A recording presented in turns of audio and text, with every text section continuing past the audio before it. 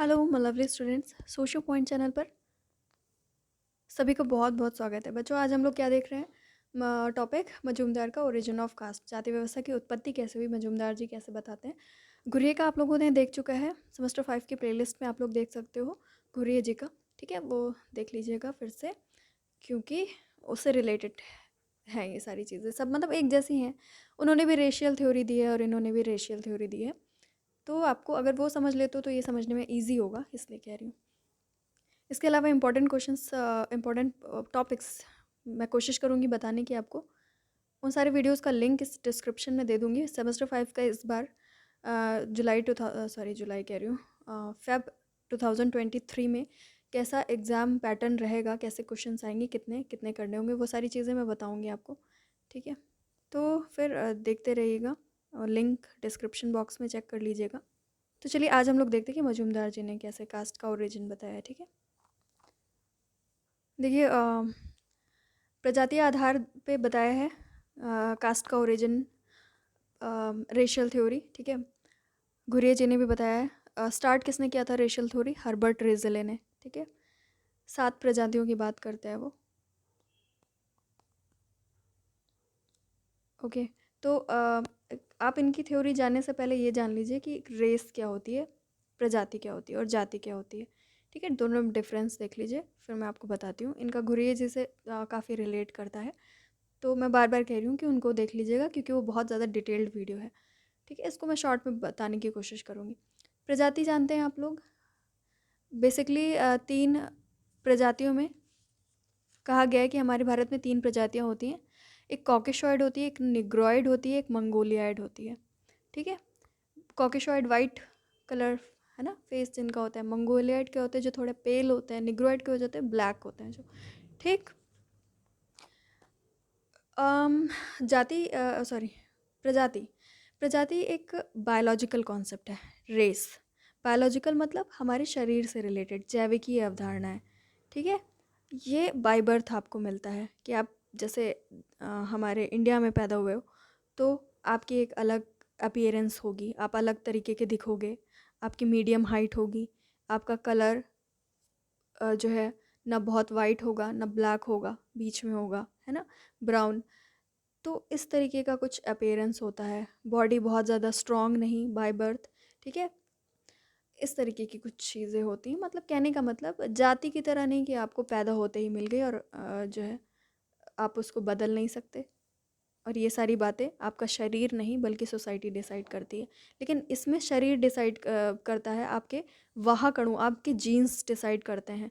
ठीक है, आप जिस फैमिली में, जिस प्रजाति की फैमिली में जन्म लोगे, आपकी आने वाली जनरेशन्स उसी प्रजाति की होंगी।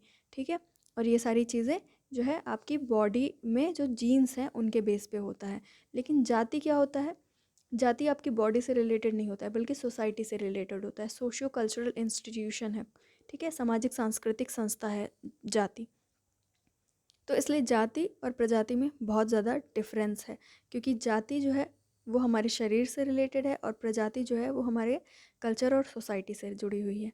ठीक है, ये दोनों चीज़ें क्लियर हो गई हैं आपको। अब देखिए, जब टी एन मजूमदार इसकी उत्पत्ति की बात करते हैं तो उसमें 2 प्रश्नों पर ये फोकस करते हैं, 2 सवालों का अपना जवाब ढूंढने की कोशिश करते हैं कि हमारे सोसाइटी में वर्णा सिस्टम के बेस पर डिवीज़न कैसा हुआ, कैसे हुआ, कैसा नहीं कैसे हुआ, वर्णों का विभाजन कैसे हुआ।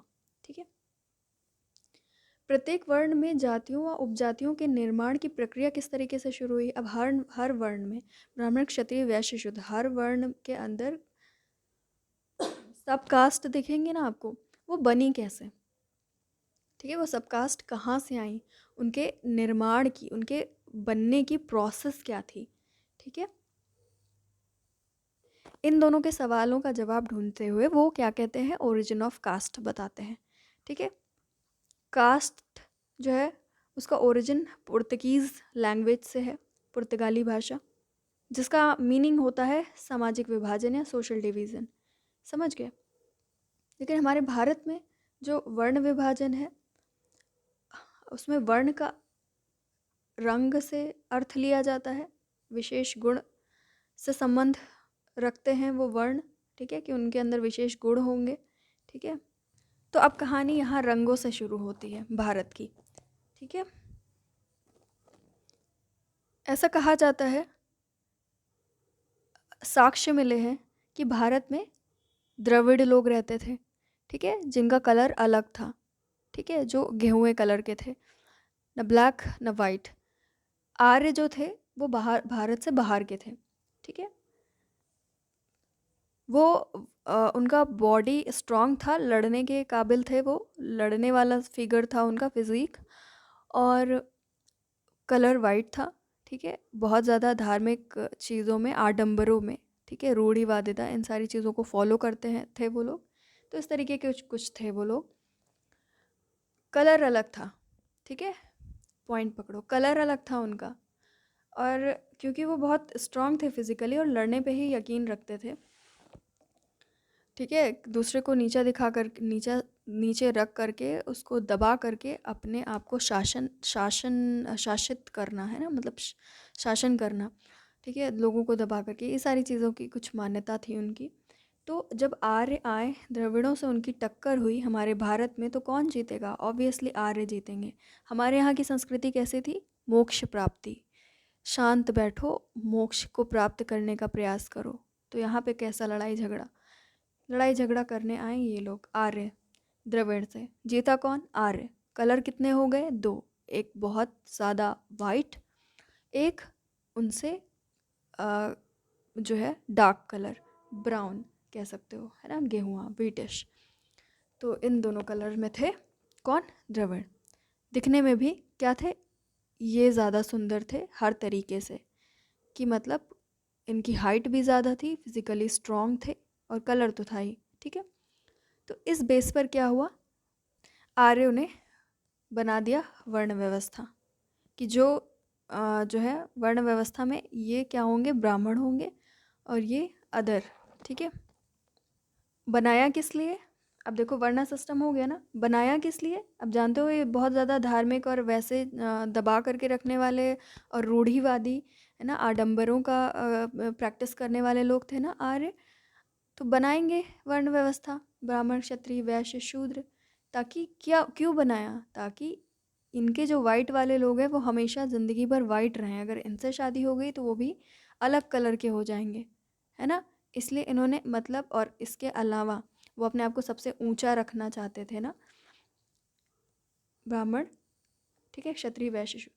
ब्राह्मण सबसे अपने आप को वर्ण व्यवस्था, मतलब अपने आप को शासन, वो क्यों चाहेंगे कि हमारे ही प्रजाति के लोग द्रविड्स के अंडर में काम करें?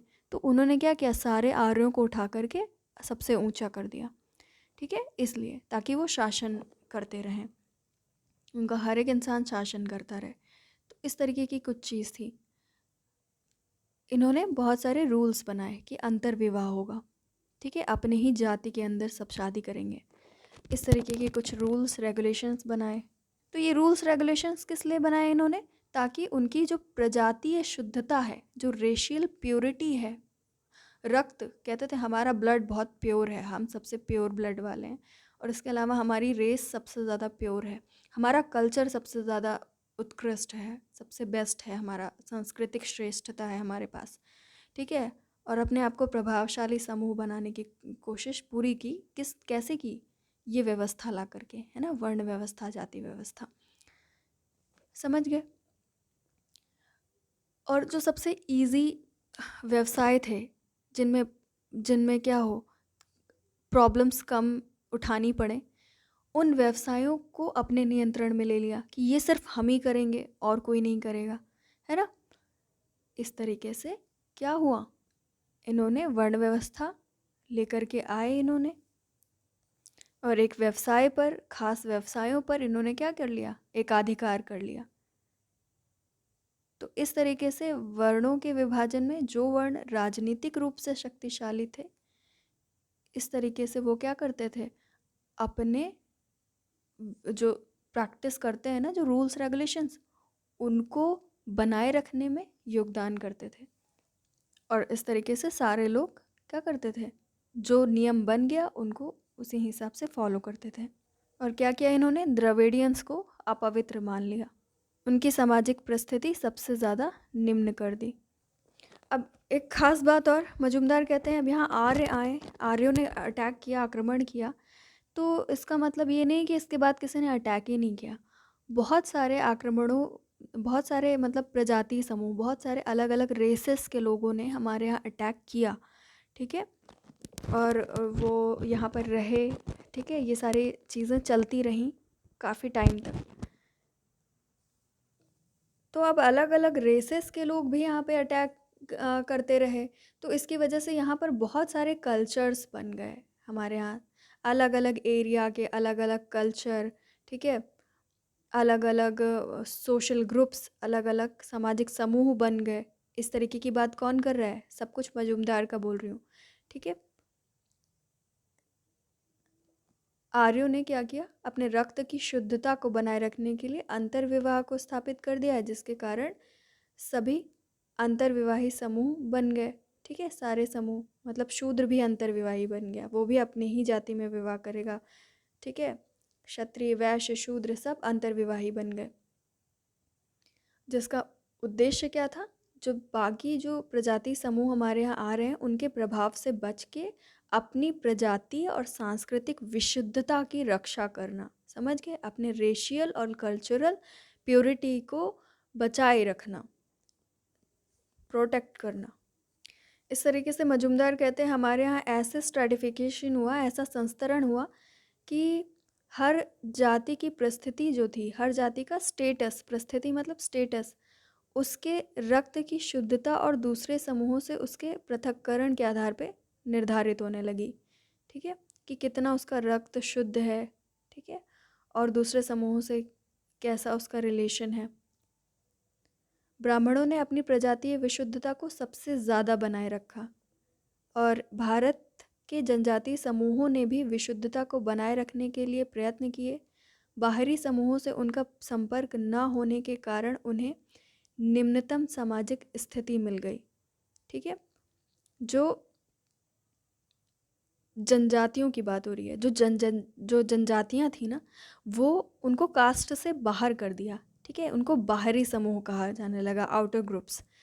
उनको तो जाति व्यवस्था में भी नहीं रखा गया, ठीक है? और उनको सबसे ज़्यादा निम्नतम सामाजिक स्थिति मिल गई, उनको अनटचेबल बोला गया, ठीक है?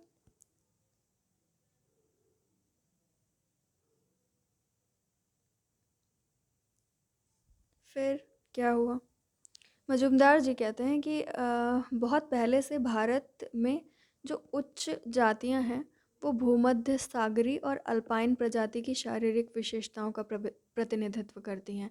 जो निम्न जातियां हैं हमारे यहाँ की, वो प्रोटो ऑस्ट्रेलियाइड प्रजाति की शारीरिक विशेषताओं से भरपूर पाई जाती है, मतलब उनकी अधिकता पाई जाती है, ठीक है? तो ये सब मजुमदार जी ने बताया है, और इनकी आलोचना भी खूब हुई है। तो इस तरीके से आप देख सकते हैं कि वर्णों का विभाजन कैसे हुआ, रेसेस की वजह से, ठीक है? दो रेसेस में टकराव हुआ था, ठीक है? जातियों और उपजातियों के निर्माण की प्रक्रिया किस तरीके से हुई, वो भी आप जान गए। बहुत सारे लोगों ने यहाँ पे आक्रमण किया उनके आने के बाद, और इसके अलावा उन्होंने बहुत सारे रूल्स रेगुलेशंस बनाए थे, उनको तोड़ने पे दंड भी मिलता था। तो ये सारी कुछ चीज़ें थी, ठीक है? समझिए। इसके अलावा जे.एच. हट्टन ने कहा है कि, आलोचना में कहा है मजुमदार जी की, कि प्रजातीय संघर्ष तथा प्रजातीय संपर्क सिर्फ भारत में ही नहीं हुआ है, कि रेशियल जो कॉन्फ्लिक्ट हैं और रेशियल जो कनेक्शन हुआ है, ठीक है, कांटेक्ट, वो भारत में ही नहीं, संसार के अधिकांश समाजों में हुआ है। लेकिन दूसरे देशों में इन दशाओं के फलस्वरूप जाति व्यवस्था जैसी किसी संस्था का विकास नहीं हुआ, समझ गए? मतलब और कहीं जाति व्यवस्था जैसी इंस्टीट्यूशन नहीं बनी, सिर्फ इंडिया में ही बनी है, रेसेस की वजह से, रेसेस के कॉन्फ्लिक्ट, रेसेस के कांटेक्ट, दोनों की वजह से। और भी हैं, आप लोग अपनी बुक उठाइएगा, ज़रूर मिलेगा, ठीक है? फ़िलहाल आज के लिए इतना ही। आपको ओरिजिन पता चल गई, अब हम लोग ट्राइबल इंटीग्रेशन के बारे में जानेंगे।